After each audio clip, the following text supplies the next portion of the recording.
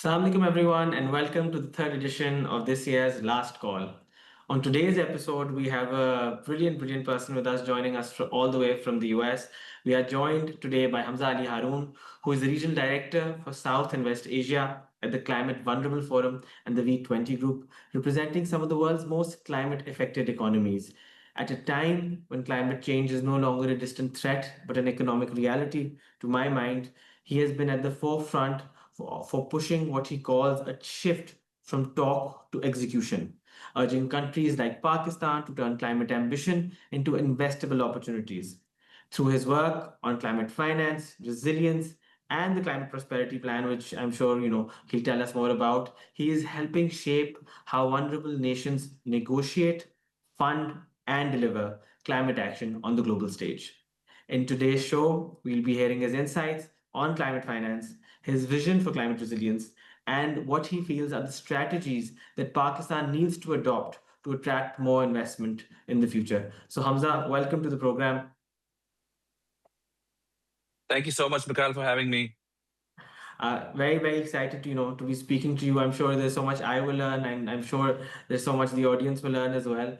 So just for the benefit of yourself and the viewers, I'm going to be dividing this conversation into three segments, trying to each to build on the last. We'll kind of start with an introduction of the Climate Vulnerable Forum, what it does, and your guiding philosophy as the regional director of it. I think we'll then turn our focus towards international finance, the financing mechanisms, and the architecture in place. And lastly, we'll zoom into homeland and ask you a bit about what's up in Pakistan and how we can do better. So, without further ado, I'll dive straight in. And Hamza, can you just very baseline for viewers are probably not as who are not as learned in the climate space. Can you tell us what the Climate Vulnerable Forum is, what it does, what your ambitions are for it? Thank you so much, Mikhail, and thank you for the question. And I must say that you are doing amazing work as well in Pakistan, and many of us look up to people like you for the work that you're doing and for the environment that you're creating, not just locally but internationally, for Pakistan to be an investable land, especially when it comes to climate adaptation and mitigation. So thank you for the work that you do as well. Um, Climate Vulnerable Forum and the V20 group of finance ministers was basically formed. So the CVF part, the Climate Vulnerable Forum part, was formed by 11 heads of states back in 2009. Which included the president of Maldives at that time, who's also our Secretary General, and a lot of other countries in our region, South Asia region, and in Africa region. But then over time, these leaders realized that a lot of the control and implementation lies with the finance ministries of our vulnerable countries. So back in 2015, the V20 group of finance ministers was formed, in which I think almost 21 finance ministers, 22 finance ministers joined. Now in 2026, we have over 74 economies that are part of this independent intergovernmental agency, which essentially speaks on behalf of the global south.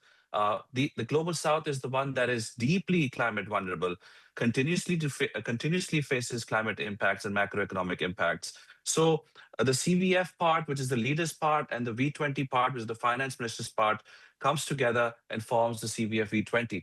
But within the CVF V20, we not only have the heads of states and the finance ministers, we're also now speaking to the environment ministers. We're also now speaking to the central bank governors. We're also speaking to the youth, and we're also speaking to the global parliament. We've created the Global Parliamentarians Group. So the parliamentarians of these 74 countries are also coming together and speaking about the climate impacts these countries are facing. So that's a little bit of a brief introduction of the CVFE 20, and I'll dive down as we continue with the conversation on the kind of work that we're doing, not only in the international financial architecture, sphere, but also locally within these 74 countries. I think what's unique about this organization is that it was actually built by the Global South to rally Global South support, and the fact that it's expanded so well so quickly, and that the fact that you have finance ministers on board, which is the real pain point in all of this, really speaks to the fact that it's targeting the right areas. But I do want to kind of ask you here that how do you see the CVF forum being different to the other multilaterals and the kind of work that they're doing, and the kind of impact difference that you feel that you guys can bring as opposed to the other such entities? Mikhail, there are a lot of things that I can dive into, but I'll keep it very simple and I'll keep it very high level so that we can continue to engage in this conversation. The first thing that we do is we don't come in with an agenda. We don't speak to countries with an agenda in mind that, this year we're going to talk about healthcare, or next year we're going to talk about solar decentralization. We come in with the idea that there needs to be a country-led vision, national programmatic vision on how to deal with climate change and how to deal with climate impacts these countries are facing. So that's the first difference. We come in and say to the finance ministers, to the finance ministries, to the environment ministers, that we will help create what we call the climate prosperity plans, which is going to be a national vision, which is going to be a national investment and resource and technology strategy for the next 50 years. And we will help you create a macroeconomic analysis on where do you need to get to, where are you going, where will the NDCs take you, where will the CPP take you, where will Uran Pakistan take you, and then you decide and we will also provide you with all the steps that are needed to get to those places, and then you decide on how you want to execute, rather than someone else and telling you that this year we should start working on agriculture. So, Yeah. that's the first thing that we're doing. We're trying to change that narrative that you should be the one dictating the national vision, and you should be the one telling all your multilateral agencies, on all your donor agencies, and to help you in your national strategy. So that's the country-led model that we work on. The second thing is we're moving away from this amazing thing we do in creating massive reports that sit on cabinets. What we're trying to say is, look, once you create a national strategy, then your singular focus should be to go and execute and to deliver on that national vision. Because we have so many national plans, but there's no singular focus on creating an environment, conditions necessary to then execute that plan. So, what we're also working with a lot of our governments is creating that national delivery unit to then go out and execute that plan, which we're calling the country platforms. I know there are other country platforms that you hear in the news, and we'll talk about how we separate ourselves from that as well. And the third thing is going at a more macro level. We represent the voices of the global south in the international financial architecture, not just the international financial architecture, in the UNFCCC conditions and all these other conversations that are very important. The climate weeks that are, every other week now there's a climate week, which is also something that we should discuss on how we harmonize all this together. So I think those three things are very critical when I think of how at least I look at my region. And when I speak to finance ministers, the things that I bring up to them is very simple. We need to have a country-led approach. We need to talk about delivery, and we need to make sure that your voice is heard where it matters the most.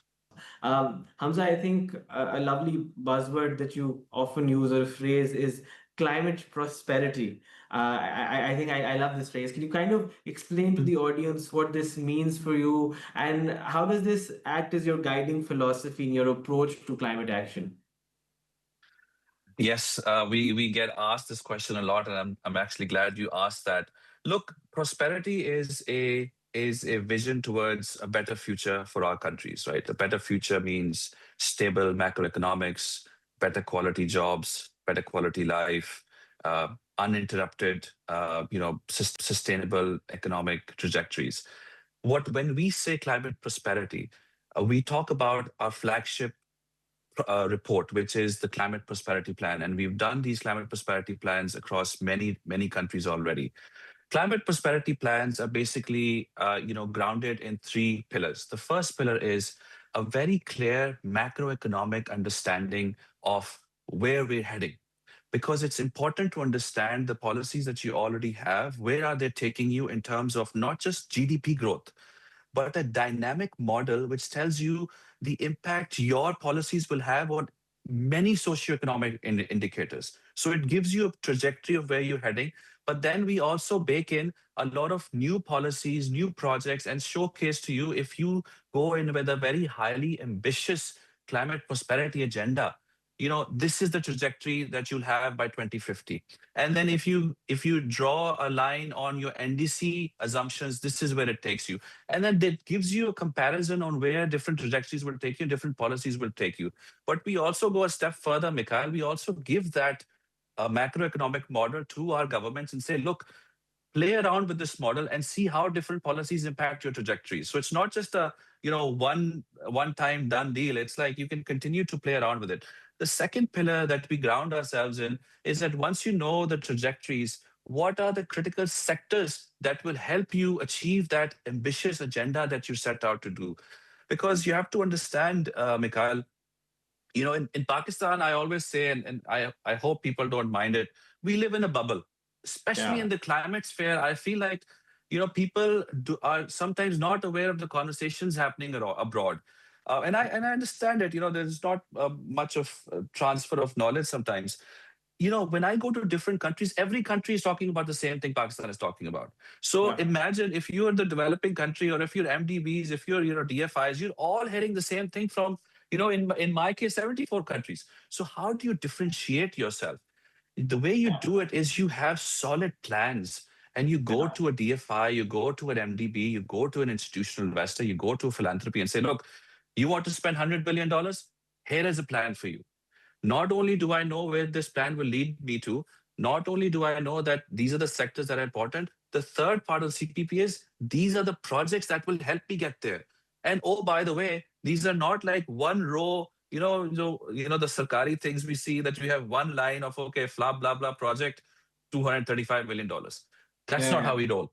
What Yeah. we have done is, if it's a $235 million project, what are the phases of it? What is the capital stack behind it? What is the IRR? What is the NPV? Who are the owners? What's phase one? What's phase two? What is the theory of change? Why are we doing this project? So we have an investor friendly book. So in the Pakistan CPP case, for example, not only do we have a strategy book, we have an investor book, which has almost 69 projects worth over around $5 billion, which, by the way, has been approved by the finance ministry also. So we have an official document approval as well. So that's the kind of strategy we have with the climate prosperity plans, that, we're not just crying out loud. Of course, we are facing a lot of catastrophe, but we're also saying to the world that, look, here are investment opportunities. Come invest with Yeah. us. You'll get the ROI. And at the same time, you'll hit the SDG goals, you'll hit your CSR goals, Yeah. and we will go towards prosperity. So that's the kind of mindset that we have with the climate prosperity plan and the philosophy behind it. I think, I wanted to keep this discussion for the end, but now that you've really unpacked it, I think it'd be unfair to not, dig deeper into this. Can you firstly like explain to the audience in terms of generally, I think you have, but still a little more color on what is the climate prosperity plan? And then how do you feel that a link needs to be created from moving Pakistan from this donor dependence love to becoming a destination for climate investment? And I share this frustration that you just mentioned, that we have like a one liner and asking for $200 million, and we're really not understanding that the world is after the same money. It's perfect competition. We're really not up there. So can you just like break down the CPP a bit more, and then kind of unpack Pakistan's problem on being competitive as well? Look, let me start this conversation by saying this. I'm in the spring meetings right now, Yeah. representing the region, the secretariat. We've been in meetings since Monday to Wednesday, and there's one thing that every meeting is starting with. Yeah. ODA is shrinking. Donor Yeah. agencies are having a very tough time.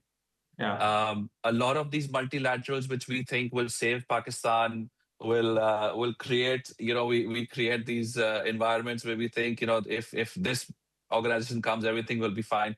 They're all struggling. Let me just be very clear. Very few of them are actually the ones that are getting more funding, and they're expanding their operations. So you're living in this environment where you will, from next 2-3 years, or even next year, you will start to see a shrink in all these dependencies that we have, right? So that's the environment we're in now. Hamza, What can are I we just saying butt on in the for climate? 1 second? I just Yeah. want to kind of explain to the audience what you said. So the spring meetings are basically the World Bank, right? And Yes. essentially the globe's most important finance minds, ministers, multilateral heads are all sitting where you're sitting right now. And from that lens, Yes. you realize that there is absolutely no liquidity that is coming for free. Yes? And we keep going or hoping that some fairy will come and give us this money, but that money doesn't exist. Am I right? That fairy is losing its power, basically, Yeah. is what I'm saying. And that fairy Yes, is you're losing right. its You're power right. very rapidly. Yes, yes, yes. So that's why I'm saying that you need to be less dependent on that fairy now, because that fairy will soon also disappear. Right now you can still probably see it, but the fairy will probably not be around in the next few years. And then what will we do then? That's the question we need to ask. Yeah. That's what we're trying to do with climate prosperity plans. It's like, we can't go and say the same things that these 74 countries or so many other countries are saying, right? It's not just about the V20. There's so many other climate impacts that are happening across the world that may not be part of the V20. So they're all saying this. So what do we do differently is the question. So the climate prosperity plans are basically national investment strategies. We're saying to the world that, look, it's great. We had a great time with all these agencies. Now it's time to do solid investments, work with the private sector, work with guarantees, work with philanthropy, work with but do it together in a mix. Not be just dependent on one pillar of it. So that's the fundamental part we're doing. But he was saying something very, very interesting about, the concept, the ethos behind these national investment strategies. So Hamza, if you could just continue from where you left off. Yep. So what I was saying was, now that you have an environment where ODA is shrinking, development aid is shrinking, you're creating the climate prosperity plan. But how do you bring this all together? That's the third part. What we're working on, not just in Pakistan, but in a lot of other countries in South Asia, in Africa, is what we call a country platform, but not the kind of country platforms that we've been hearing in the news. A delivery unit that delivers on a national investment strategy, which has a programmatic vision, which has a national vision, a whole of society approach, a whole of government approach. Because I know in countries like Pakistan, provinces also come in. There's a lot of complexity. So how do you build that together? So what we're doing with a lot of countries and in Pakistan as well is building a country platform, a delivery unit. What we're saying to them is, look, a country platform is where you have end-to-end clarity on how you need to deliver this national vision. You have project preparation, you have transaction and advisory, you have deal teams, you have monitoring and evaluation. So you continuously see that what you're doing isn't even working. So that's something that we're working, and we believe that this is going to complete that circle and give an advantage to the countries, because this delivery unit will then work with the bilaterally, will work with the vertical funds, will work with all these other peoples that are working in silos right now. So we're trying to Yeah. build that platform together, and I must say that there's been some very positive response in Pakistan on this, and we'll continue to work with them, and inshallah very soon we will make some good announcements on this and delivery on it, because I I have, think announcements we've too much. We need to start working on delivery. I have this love-hate relationship with this word, silos, when I talk about Pakistan and the governance structures of, how we operate. What has been, I know you've been working with the MOCC on stuff, and I'll come back to that right after this. But what is your thought on this uh, federation, province disconnect, and whatever you're going to announce, inshallah, very soon? How are you trying to, solve this problem? So, I cannot get into the specifics of that, Mikhail, but I'll give you a broad understanding of Yeah. what we've done in other countries, right? Um, this complexity is not just something unique to Pakistan. There are other countries, there are other, ways in this complexity, impacts other countries, right? So what we have done is we've started with the principle of saying that, look, if you're going to create a delivery unit for your national plans, it has to have a whole of society and a whole of a government approach. It can't be a singular entity telling everyone that, look, now that we've made this plan, we took your consultations, but now we're just going to start implementing it without realizing if the context has changed, if things have changed. So whatever we build takes into consideration the provinces, takes into the consideration the policies that impact the autonomy of the provinces, takes into consideration that it's not just the provinces, it's the society also. That's another factor, Mikhail. A lot of times, even if you get the provinces in, you forget about the society. There are a lot of great civil societies that are working in Karachi, in Lahore, Islamabad, Quetta, that have done some meaningful work.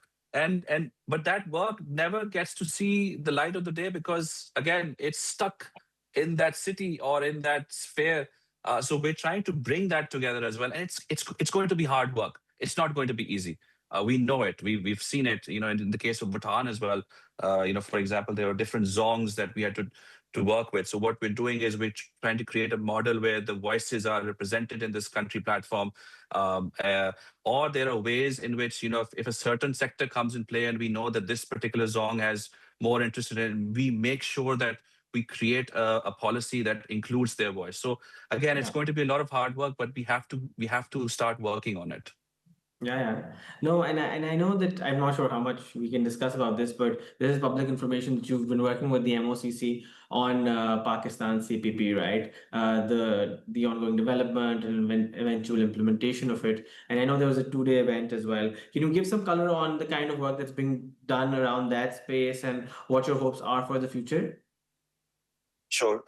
We are working on the climate prosperity plan with both the Ministry of Finance and the Climate Ministry. So both of these integral ministries are involved. And just to give you a flavor, there's a lot of work that has happened that you haven't seen or heard about with the provinces. So before we even came up with the first recommendation, Mikhail, we traveled through every place, every capital of our country in terms of provinces. We met with the provincial authorities. We met with the civil society.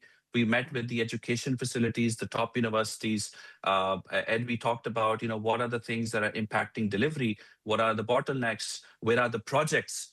Because that's another battle that we had to fight. There are a lot of projects that are great ideas, but they're not investor friendly. So how do you take them to become investor friendly and something that you could put in front of the investors? Then, as I said, we had a macroeconomic analysis done based on those consultations, based on the numbers that we're seeing in the national strategies, based on the numbers that the authorities have given us.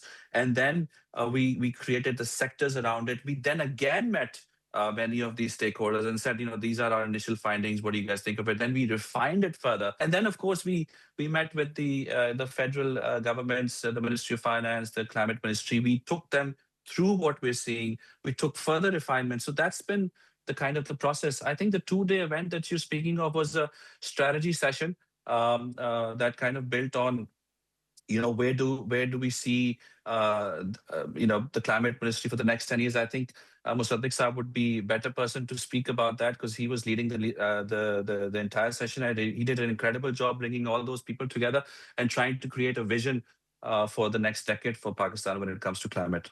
Hamza, I'm going to dive into this MOU that you've signed with the Dawn Media Group on the Breathe Pakistan International Climate Change Conference. Can you tell us a bit about what is the thought behind this MOU and where do you see your organizations partnering up and what do you hope to achieve? We are extremely excited about the partnership that we've signed with Dawn. I believe Dawn has been doing for the last couple of years some very incredible work when it comes to creating the right awareness, and the quality of awareness is something that attracted me a lot in talking about the issues that matter for Pakistan. And I also believe that many of the regional players are also involved in the conversations they bring in. So I think the agenda Dawn has is very much aligned with the agenda that my team has in South and West Asia, is to create that regional awareness, that regional sort of understanding, and this regional ambition for delivery. So that is the reason why we partner. I think the bringing of minds together, not just from Pakistan but from the region, is something that really attracted us. And I think one of the things we've done differently, Mikhail, is, and I had this conversation with Shakil Saab and Sabine and Kiran and the great team that Dawn has, is that look, we're doing Great Pakistan amazing. We bring the minds together. We have good conversations. But as I said, we need to start moving towards delivery. And I think this is where I really found Dawn as a very good partner, because they share the same ambition. They're like, yes, we need to start working on delivery. And one of the things that we'll do beyond, inshallah, is do investor sessions together. And we're looking for more partners as well, because we have the national strategy now. We have the projects, and there's so many other projects that we're bringing in our plans. Now let's get investors for them, and let's see the thing going in the right direction, and that's going to happen through investor sessions. So Breathe Pakistan, we're very excited, and we're excited for a long-term partnership with Don.